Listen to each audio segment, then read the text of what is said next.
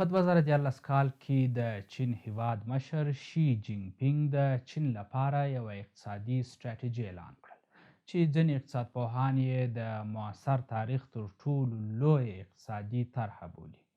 دغې اقتصادي طرحې ته یې د بیلټ اینډ روډ انیشیټیو یا ون بیلټ ون روډ نوم ورکړی چې په پښتو کې په سړک او قمربند ژباړل شوی دی. دغه طرحه څه ده، کوم هیوادونه پکې داخل دي، چین او نورو هیوادونو ته یې ګټه څه ده او نیوکې پرې څه دي، په دې ویډیو کې وګورئ.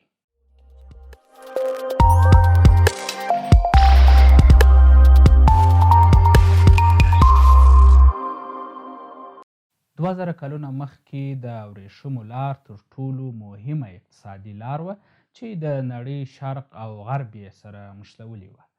چین د ورېښمو د لارې یوه ډیره مهمه برخه وه. 2000 کلونه وروسته اوس چین غواړي چې دغه اقتصادي لار بیا جوړه کړي او ټوله نړۍ له دغه هیواد سره وصل کړي. د چین رئیس جمهور دغه طرحه لومړی په 2014 میلادي کال کې د اسیا، افریقا او اروپا یا افرو یوریشیا او وروسته د ټولې نړۍ سره د وصل کولو لپاره پیل کړه. د دې اقتصادي ستراتیژي د چین سره سره د هغوی په وینا هغه اسیایي، اروپایي او افریقایي هیوادونه چې په وچه کې بند دي هم خورا زیاته اقتصادي ګټه لري. د دغې اقتصادي ستراتیژي پر بنسټ د نړۍ په بیلابیلو هیوادونو کې دوه ډوله بنسټونه جوړیږي، لکه په نوم کې چې یادونه سوې، یو یې روډ یا سړک او بل یې بیلټ یا قمربند دی. بیلټ پر وچه درې عمومي لارې دي چې چین له بیلابیلو هیوادونو سره نښلوي. یوه لاره یې له چین څخه پیلیږي، له روسیې او مرکزي اسیا څخه تیریږي او اروپا یا بالټیک سمندر ته رسیږي. دوهمه لار له چین څخه پیلیږي، له مرکزي اسیا او غربي اسیا څخه تیریږي او فارس خلیج یا پرشن ګلف او د مدیترانې سمندر ته رسیږي. او درېیمه لار د اسیا په جنوب او جنوبي ختیځ کې تیریږي او د هند سمندر ته رسیږي. پر دغه لارو د ترانسپورټ لپاره سړکونه، د ریل پټلۍ، د ګازو او تیلو پایپونه شامل دي. او روډ هغه پخوانۍ د ورېښمو بحري لار ده چې د چین له جنوبي سواحلو پیلیږي، د ویتنام له مرکز هنوی، د اندونیزیا له مرکز جاکارتا، سنګاپور، د مالیزیا له مرکز کوالالامپور څخه د سټریټ آف مالکا له اوبو او د سریلانکا مرکز کولمبو د مالدیو له جزیرو څخه تیریږي او د هند په جنوب کې د کلکتې له ښار سره وصلیږي. همداسې د هند په سمندر کې مخ ته ځي او د ختیځې افریقا د کینیا د ساحلي ښار مومباسا او د افریقا د جیبوټي هیواد چې سویس کانال ته نږدې پروت دی ورسره وصلیږي. له سویس کانال او سرې بحیرې کې د اسرائیلو له حیفا ښار څخه تیریږي او د ترکیې استانبول ته رسیږي او له هغه ځایه یونان او د ایټالیې سواحلو ته رسیږي او د ټرسټي له ښار سره وصلیږي. دغه ښار مرکزي اروپا ته د ریل پټلۍ لري چې شمالي اتلانتیک بحیرې سره وصلیږي. دې ته د 21مې پېړۍ د ورېښمو لار یا میریټایم سیلک روډ هم وایي. له افتتاح څخه وروسته دغې طرحې په خورا چټکۍ سره پرمختګ وکړي. تر 2022 میلادي کال پورې 147 هیوادونو او 30 نړیوالو سازمانونو دغه طرحه لاسلیک کړې ده. افغانستان هم له هغو هیوادونو څخه دی چې په 2019 میلادي کال کې د چین د سړک او قمربند په غونډه کې ګډون کړی و او د دغې طرحې یوه برخه وګرځېدی.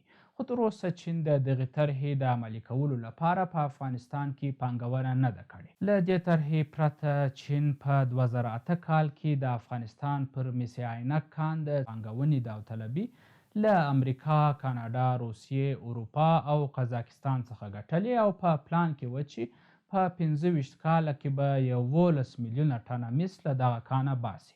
خو دغه پروژه بریالۍ نه سول او چین هم د سیاسي حالاتو او ګډوډیو له وجې له افغانستانه مخ واړوي او هغو هیوادونو ته یې مخه کړه چې هلته حالات سم وي او دغه هیواد ته یې ګټه ډیره وي. په افریقا، منځني ختیځ، ختیځې اسیا، شمالي او جنوبي امریکا کې پانګونه روانه ده چې په 2021 کال کې عراق تر ټولو زیات د دغې طرحې له پروژو څخه برخمن شوی و او د چین د راپورونو پر بنسټ د 10.5 میلیارډ ډالره قراردادونه ورسره لاسلیک شوي. د دې سره چې سړک او کمربند ډیره لویه اقتصادي پروژه ده، خو لویدیځ په ځانګړي ډول امریکا نیوکه کوي چې دغه طرحه هغه هیوادونه چې د پروژو د تطبیق لپاره کافي پیسې نه لري او د پرمختګ په حال کې هیوادونه دي، چین دغه هیوادونه تر پورونو لاندې راولي او د ډیټ ټریپ ډیپلوماسي یوه برخه یې بولي. د امریکا بیره د دې پروژې لویوالی دی چې چین ته به یې خورا ډیره ګټه رسیږي. اقتصاد پوهان په دې باور دي چې دغه طرحه دومره ځواک لري چې تر 2040 کال پورې نړیوال کورني ناخالص عاید 7 میلیارډ ډالره لوړ کړي او د نړیوال سوداګرۍ د ترانسپورت بیه 2.2% کمه کړي. د دې پروژې لویوالي او ارزښت ته په کتو G7 هیوادونو هم د 2022 میلادي کال په غونډه کې چې په جرمني کې وسوه د ورته پروژې وعده وکړل. په G7 کې امریکا، کاناډا، فرانسه، جرمني، جاپان، ایټالیا او برتانیا شامل دي. دغو هیوادونو وعده وکړل چې په راتلونکو 5 کلونو کې به د پرمختګ په حال کې هیوادونو کې 600 میلیارډ ډالره پانګونه کوي. له دې جملې څخه امریکا د 200 میلیارډ ډالرو او اروپا د 311 میلیارډ ډالرو د پانګونې وعده کړې. په دې اقتصادي سیالي کې پر چین بله نیوکه دا ده چې د سړک او کمربند په طرحه کې که څه هم ټول نړیوال شرکتونه کار او داوطلبي کوي، خو له دې سره بیا هم چینایي شرکتونه تر ټولو لویې او ډیرې پروژې ګټي او کار پر کوي.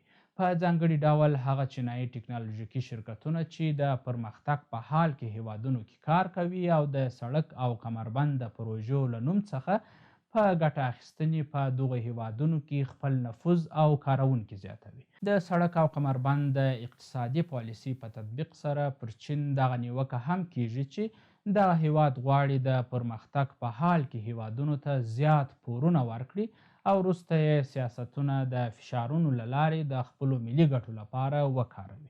په 2019 میلادي کال کې دغه کړنې ته د ډیټ ټریپ ډیپلوماسي اصطلاح وکارول شول. دا چې د ډیټ ټریپ ډیپلوماسي څه ده په راتلونکي ویډیو کې وګورئ.